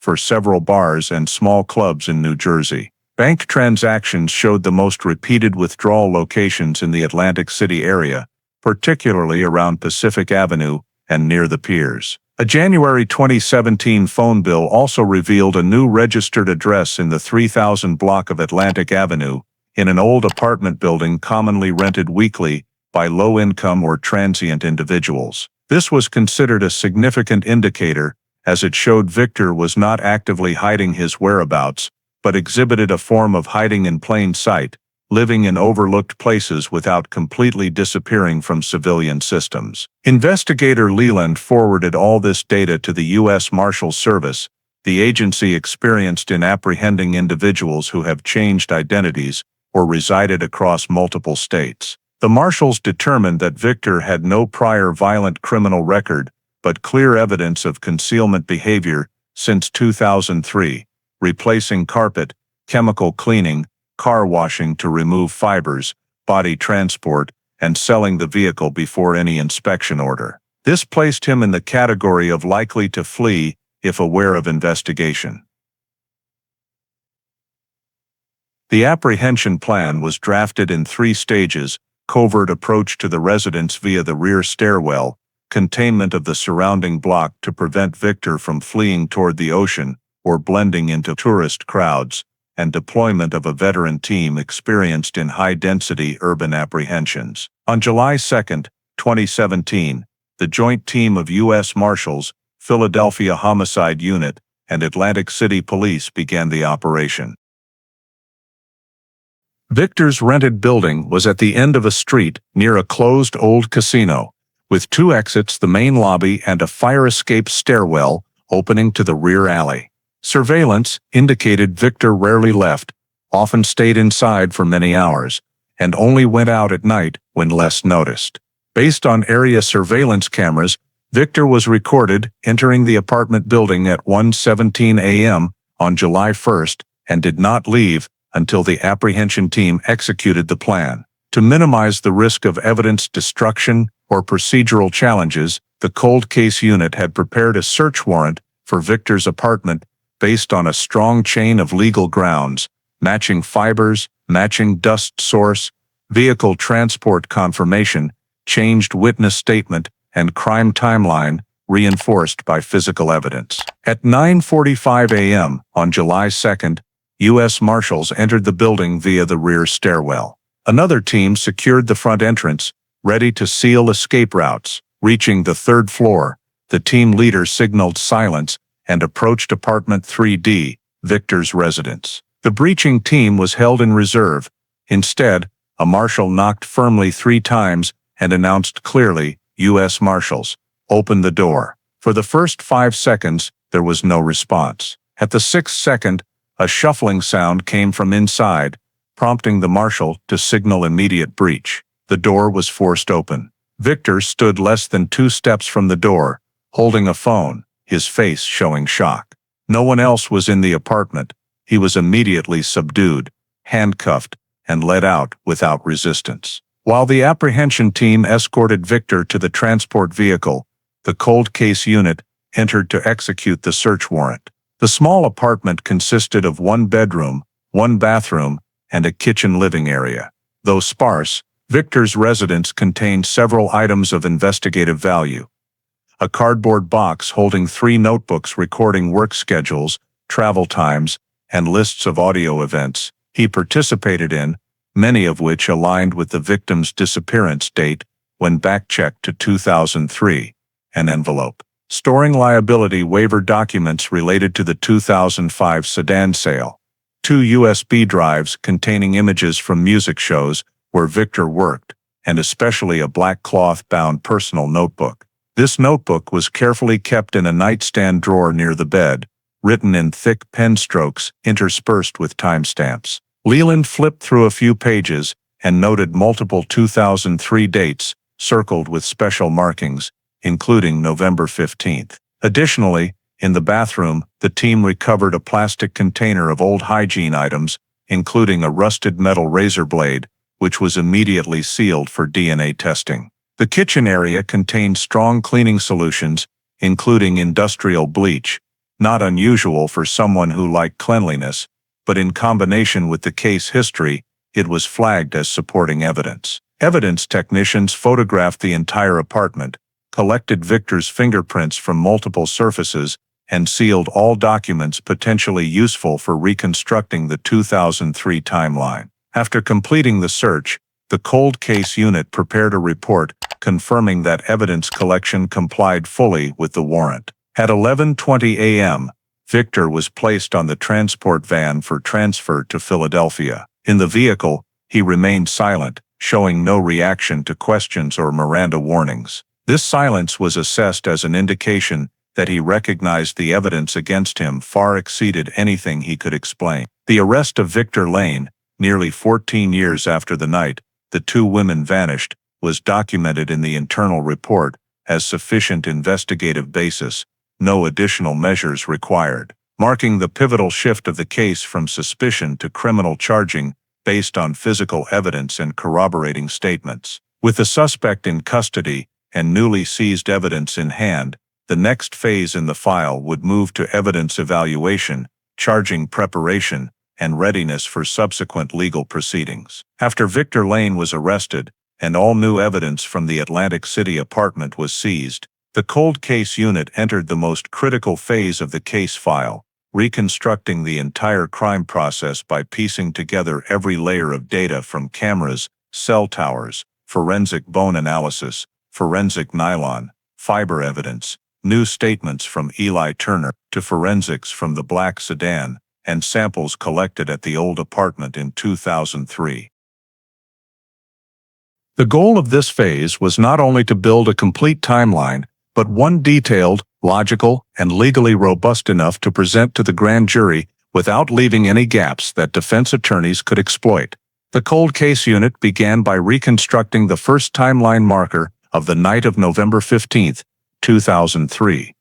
Warehouse cameras confirmed Lena Hartley and Marisol Vega entering the party at 10:28 p.m., reappearing in the backyard at 1:15 a.m., and last captured on video at 2:56 a.m., when they left with Victor Lane through the side door. A witness in the backyard confirmed the three stayed close together with no separation. The woodworking shop camera recorded the black sedan at 3:03 a.m., stopping in the North Hancock Street alley. Consistent with Victor's false claim that he did not leave with the car, a bar camera on Girard Avenue further confirmed the sedan turning east at 3:06 a.m., matching the first cell phone ping, leaving the front and Girard coverage area. The cold case unit marked this as the first moment Victor truly controlled the environment around the two victims. The next step was cell tower mapping analysis. Lena's phone pinged the Spring Garden Tower at 3:07 a.m., while Marisol's pinged the Kelly Drive Tower at 3:11 a.m. The distribution pattern showed the vehicle moving rapidly along the Girard, Fairmount, Kelly Drive route, consistent with leaving Philadelphia northwestward. When overlaid with camera footage and statements, investigators determined Victor's sedan was the only vehicle consistent with the entire sequence of events. To fit the bone forensics into the timeline, the forensic team clearly presented that both victims suffered mechanical violence before death. With skull fractures, broken ribs, twisted arm bones, and occipital region cracking, the injuries matched an assault in a confined space, most likely inside the vehicle or a small apartment. Wrapping the bodies in nylon indicated the perpetrator had sufficient time to manipulate them, proving post-homicide behavior was not interrupted. Forensic nylon played a central role in the reconstruction. The LDPE wrapping was a common industrial sheeting type in 2003, but cobalt blue fibers adhered to the nylon, and gray carpet fibers, mixed in dust from Victor's old apartment, matched in type and high structural detail. When cross-referencing full warrant search results with the nylon data, the cold case unit identified Victor's apartment as the location where the bodies were processed before disposal. Bleach wipe marks, decomposed protein and swab samples, and drag streaks on the floor all matched hasty post-crime cleanup behavior. Eli Turner's new statement became the key linking physical events to actual behavior. The sound of something heavy being dragged at night, the front door unlocked around 4 a.m., prolonged heavy water running, the old carpet rolled up by noon the next day, thick bleach smell, and Victor thoroughly washing his car on November 16. These details perfectly aligned with scene forensics, matching carpet fibers, bleaching marks, floor discoloration, and drag marks in front of the bedroom door. The cold case unit determined the likely time of the offense fell between 3:20 a.m. and 4 a.m. on November 16, based on cell tower pings and noises Eli heard. Integrating forensics from the black sedan made the timeline seamless. Victim clothing fibers in the trunk soil, matching the source at Pattison Avenue, and evidence of thorough vehicle cleaning right after the incident. This chain confirmed the vehicle was used to transport the bodies from the warehouse to the apartment and from the apartment to the South Philadelphia lot. The cold case unit continued analyzing the logical sequence. 1. Victor left the warehouse with the two victims at 2:57 a.m. 2. Placed them in the sedan at 3:03 a.m. 3. Traveled toward Fairmount from 3:11 a.m. 4. Restrained or injured them in the vehicle, producing forensics consistent trauma. 5. Brought the bodies to the apartment before 4 a.m. 6 processed or staged the bodies in the apartment, evidenced by heavy dragging sounds, carpet removal, bleach, wipes, and environmental fiber mixing. 7 wrapped the bodies in nylon, occurring during the morning of November 16. 8 cleaned the vehicle, removed old carpet, and washed away traces by noon. 9 transported the bodies to Pattison Avenue and buried them in 2 layers of nylon, likely during the evening of November 16. 10 stayed silent and disposed of the vehicle, selling it in 2005 to erase traces. When all data was combined, the cold case unit produced a nearly 40-page reconstruction timeline in which every action was positioned based on one or more independent forensic sources. To ensure a tight legal structure, investigators presented each marker under 3 layers: camera, cell, forensic, fiber, dust, and witness, adjusted statement. For example, the 303 marker was not only captured on the woodworking shop camera, but tied to the 307 Spring Garden ping, Victor's false statement, and trunk fibers. This turned markers into an interconnected network rather than a disjointed chain.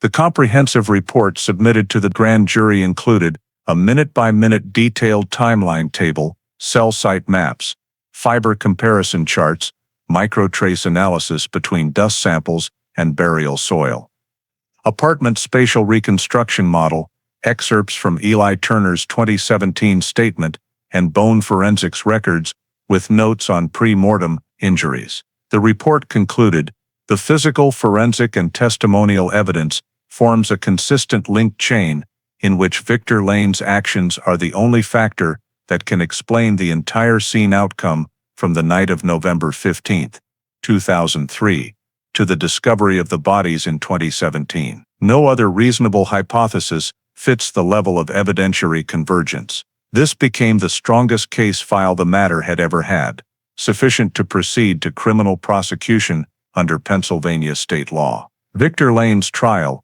officially opened in November 2017, nearly 14 years after Lena Hartley and Marisol Vega disappeared from the Fishtown warehouse. Philadelphia County Courthouse security was heightened, not due to violence concerns, but because of the case's scale.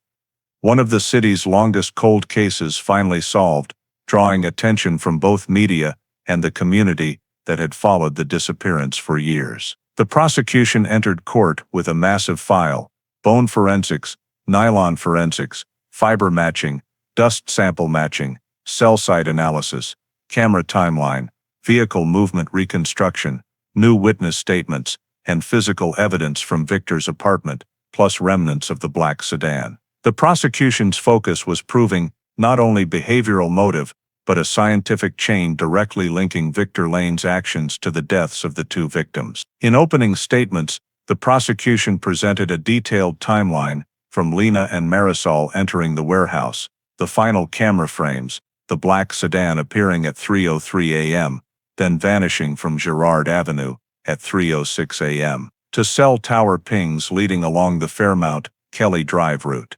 Next came the 2003 discovery of Marisol's purse, trunk fibers, body wrapping nylon, pre-mortem injuries, cleanup traces in Victor's apartment, and Eli Turner's changed statement. The key in the prosecution's presentation was the logical structure across data layers: camera, cell tower, fiber, dust sample, bone forensics, nylon forensics, statement, vehicle. The prosecution clarified that no piece of evidence stood alone. They interlocked seamlessly into a causal chain accurately reflecting the crime, luring victims from the warehouse, restraining them in the vehicle, inflicting fatal injuries, transporting bodies to the apartment, cleaning traces, wrapping bodies in nylon, and disposing of them in South Philadelphia. When presenting bone forensics, the medical examiner described the injuries in detail: linear skull fracture in the temporal region, right side rib fractures, arm bone deformation from twisting force, and occipital cracking.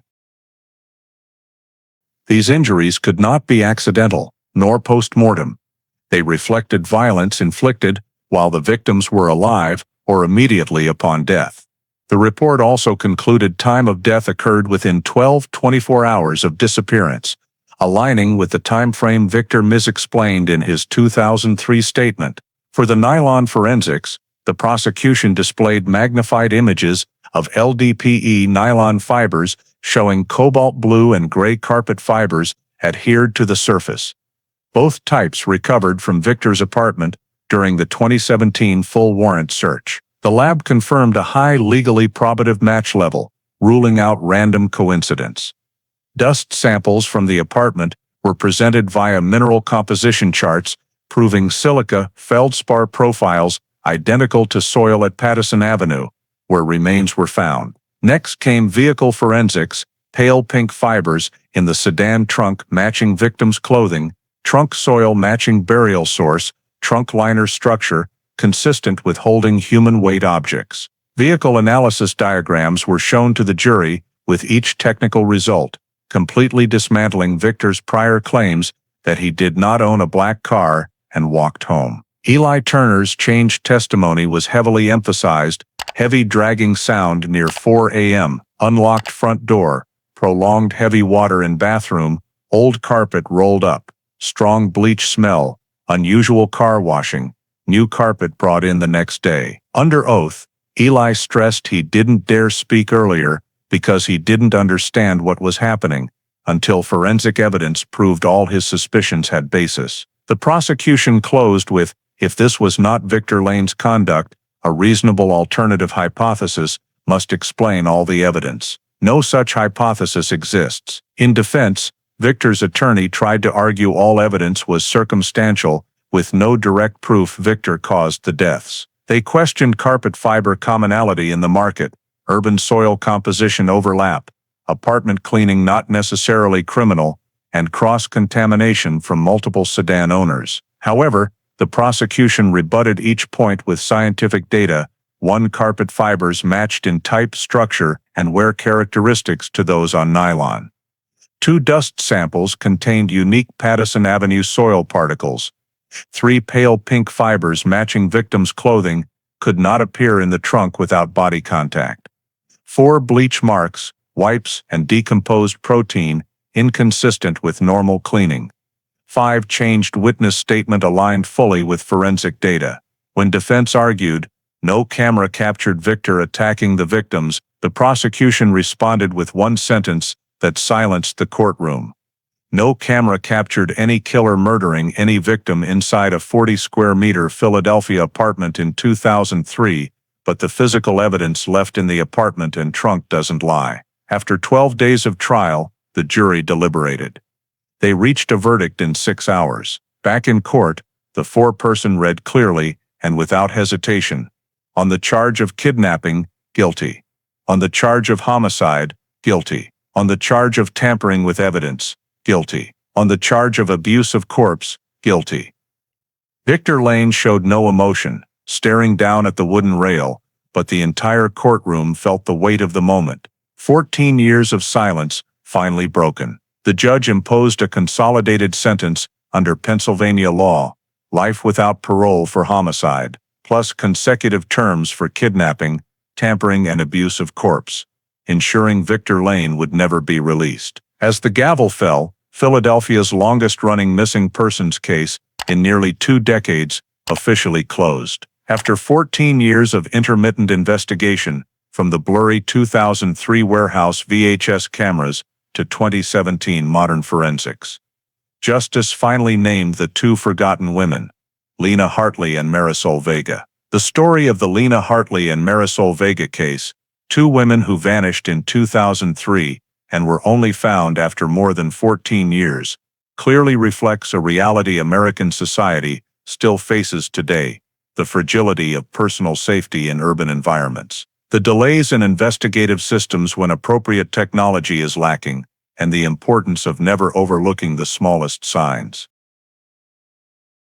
Looking at the case's journey, it was seemingly unimportant details: the discarded purse near the riverbank, the strong bleach smell in the apartment, or housemate Eli Turner's changed statement, that unlocked the file. This is a powerful reminder that in life, abnormal behaviors, no matter how small, should never be dismissed, especially in America's busy urban communities where distractions easily cause people to ignore surrounding risks. The story also reflects how modern technology can completely change a case's outcome. In 2003, blurry VHS cameras, limited phone data, and rudimentary forensics prevented investigators from eliminating suspects despite strong instincts. By 2017, DNA, fiber analysis, dust samples, cell site mapping reconstruction all helped unearth the buried truth. The lesson here is in today's life, we should understand the importance of data storage, security technology, surveillance cameras, device tracking, tools that protect ourselves and our communities rather than invading privacy, as many fear. Finally, Eli Turner's courage in changing his statement reminds us that silence out of fear of implication can delay justice for decades. In today's American communities, where the bystander effect still occurs frequently, speaking up, reporting anomalies, and protecting one another is not just civic duty, it can save a life. In a vast and sometimes isolating society like America, the biggest and most painful lesson from this story is justice only arrives when everyone contributes their voice, keeps their eyes open, and never dismisses what seems small. Thank you for following this 14-year investigation journey. If you'd like to continue watching stories like this reconstructed fully and deeply, please hit subscribe so you don't miss out. See you in the next video, where we keep looking straight into the darkness to understand why justice always requires time, truth, and people brave enough to speak up.